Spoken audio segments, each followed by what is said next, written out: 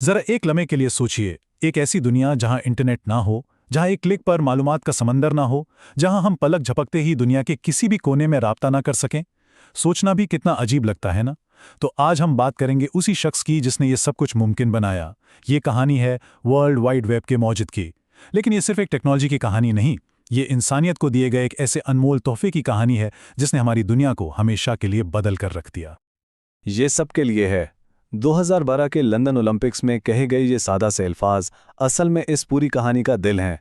ये हमें याद दिलाते हैं कि ये हैरत अंगेज ईजाद कभी भी किसी एक शख्स, किसी एक कंपनी के लिए नहीं बनाई गई थी। इसका मकसद तो पूरी इंसानियत की खिदमत करना था।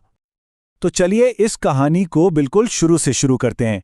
ये कहानी है टिम बर्नर्स-ली की, जो 1955 में लंदन में पैदा हुए।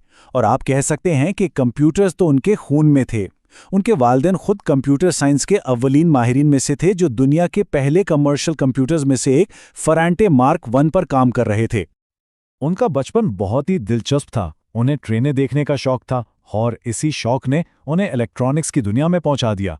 उन्होंने अपनी मॉडल ट्रेनों के लिए खुद ही कंट्रोल सिस्टम बनाना शुरू कर दिए। लेकिन शायद सबसे बड़ी इंस्पिरेशन उन्हें एक पुरानी किताब से मिली जिसका नाम था इंक्वायर विदिन अपॉन एवरीथिंग। इसी किताब ने उनके जहन में ये ख्याल डाला कि किस तरह हर किस्म की मालूमात को एक दूसरे से जोड़ा जा सकता है। अब कहानी में एक नया मोड़ आता है और हम चलते हैं उनकी प्रोफेशनल जिंदगी की तरफ। 1980 में जब वो सर्न यानी यूरोपियन न्यूक्लियर रिसर्च की तंजीम पहुंचे तो वहां मालूमात के तबादले का जो निज़ाम था वो समझें कि एक अफरा तफरी का आलम था। ऑक्सफोर्ड से फिजिक्स में ग्रेजुएशन के बाद उन्होंने कुछ जगह काम किया, लेकिन उनकी जिंदगी का अहम मोड़ तब आया जब 1980 में वो एक कंसल्टेंट के तौर पर सरन गए और फिर 1984 में कुल वक्ती तौर पर वहां वापस आए, और यहीं से असल काम शुरू होना था। तो बुनियादी मसला क्या था? जरा तसव्वुर करें, दुनिया भर से आए हुए हजारों साइंसदान, हर एक का कंप्यूटर अलग, ऑपरेटिंग सिस्टम अलग, और कोई ऐसा आसान तरीका नहीं था कि वो अपनी रिसर्च और मालूमात एक दूसरे के साथ शेयर कर सकें। एक ऐसे निज़ाम की शदीद ज़रूरत थी जो उन सब को आपस में जोड़ सके। इसी मसले को हल करने के लिए उन्होंने एक छोटा सा ज़ाती प्रोग्राम बनाया जिसका नाम रखा एनक्वायर। ये वही उनके बचपन की इंसाइक्लोपीडिया वाली किताब से मुतासिर था। उसका आइडिया सादा था, हाइपरटेक्स्ट यानी लिंक्स का इस्तेमाल करते हुए मुख्तलिफ मालूमात को आपस में जोड़ना। ये वर्ल्ड वाइड वेब का आप कह सकते हैं एक बीज था। और फिर आया साल 1989, जब उन्होंने अपना ये विजन बाकायदा तौर पर अपने मैनेजर माइक सैंडल के सामने रखा, और उनका जो जवाब था ना, वो आज तारीख का हिस्सा है। उन्होंने कहा, वेग बट एक्साइटिंग, यानी कुछ खास समझ तो नहीं आया लेकिन है दिलचस्प। इस मिले जुले जवाब के बावजूद बर्नर्स-ली रुके नहीं। 1990 के आखिर तक उन्होंने अकेले अपने नेक्स्ट कंप्यूटर पर वो 3 बुनियादी टेक्नोलॉजीज बना डालीं जिन पर आज पूरा वेब खड़ा है। पहली, HTML यानी वो ज़बान जिसमें वेब पेजेस लिखे जाते हैं। दूसरी, URL यानी हर वेब पेज का एक मुनफरिद पता। और तीसरी, HTTP यानी वो तरीका जिससे कंप्यूटर एक दूसरे से ये पेजेस मांगते और भेजते हैं। और इस प्रोजेक्ट की शुरुआत कितनी सादा थी, इसका अंदाज़ा आप इस बात से लगाएं कि इनका जो कंप्यूटर था जिस पर यह सब चल रहा था, उस पर उन्होंने हाथ से एक नोट लिखकर चिपका दिया था, ये मशीन एक सर्वर है, इससे बंद मत कर देना। सोचें जरा, एक वक्त था जब पूरी दुनिया का वेब सिर्फ एक कंप्यूटर पर चल रहा था। और फिर 20 दिसंबर 1990 को वो तारीखी दिन आया। दुनिया की पहली वेबसाइट लाइव हुई। इसका मकसद बहुत सादा सा था, दुनिया को ये बताना कि भाई ये वर्ल्ड वाइड वेब आखिर है क्या चीज़ और इसे इस्तेमाल कैसे करना है। अब हम कहानी के शायद सबसे अहम, सबसे फैसला कुन मोड़ पर आते हैं। वो फैसला जिसने इस टेक्नोलॉजी की तकदीर बदल दी और इसे वाकई एक तोहफा बना दिया।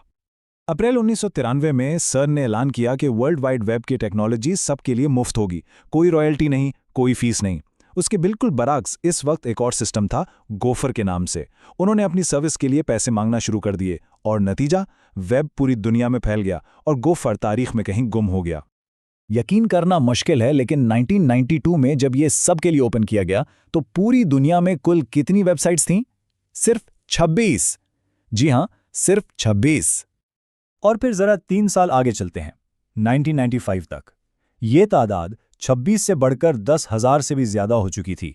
ये वो धमाका-खेज तरक्की थी जो सिर्फ इस एक फैसला की वजह से मुमकिन हुई कि ये सबके लिए मुफ्त और खुला है। अब हम कहानी को आज के दौर में ले आते हैं, जहां टिम बर्नर्स-ली अपनी ही इजाद को बचाने के लिए एक नई जंग लड़ रहे हैं। वो देख रहे थे कि उनका बनाया हुआ खुला वेब आहिस्ता आहिस्ता चंद बड़ी कंपनियों के कंट्रोल में जा रहा है और इसका गलत इस्तेमाल हो रहा है। 2017 में उन्होंने एक खुले खत में 3 बड़े खतरों के बारे में बताया। पहला, हमारा अपने ज़ाती डेटा पर कंट्रोल खत्म हो रहा है। दूसरा, गलत मालूमात का फैलाव जो जंगल की आग की तरह फैलता है। और तीसरा, सियासी इश्तिहारात के जरिए लोगों की सोच को कंट्रोल करने की कोशिश। उन्हें एहसास हुआ कि अब अपनी ही इजाद की रूह को बचाना होगा। लेकिन वो सिर्फ फिक्रमंद नहीं है, वो इसका हल भी पेश कर रहे हैं। उनका नया प्रोजेक्ट है सॉलिड। इसका आइडिया ये है कि वेब का कंट्रोल वापस लोगों के हाथ में दिया जाए। यूं समझें कि आपका सारा डेटा आपके अपने एक डिजिटल बॉक्स में होगा, जिसे पॉड कहते हैं, और फैसला मुकम्मल तौर पर आपका होगा कि कौन सी ऐप इसे देख सकती है और कौन सी नहीं। इन तमाम चैलेंजेस के बावजूद वेब के मौजिद आज भी बहुत पुरुम्मीद हैं। उनका मानना है कि बेहतरीन अभी आना बाकी है। जैसा कि वो खुद कहते हैं, वो वेब जिसका मैंने तसव्वुर किया था वो तो हमने अभी देखा ही नहीं। मुस्तकबिल अब भी माजी से कहीं ज़्यादा बड़ा है। तो आखिर में ये कहानी हमें एक सवाल पर छोड़ जाती है। वेब का इनकलाब अभी ख़त्म नहीं हुआ, इसकी तामीर नो जारी है, और अब ये हम सब पर मुनहसर है कि हम इसके अगले बाब में क्या किरदार अदा करते हैं और मिलकर कैसा मुस्तकबिल बनाते हैं।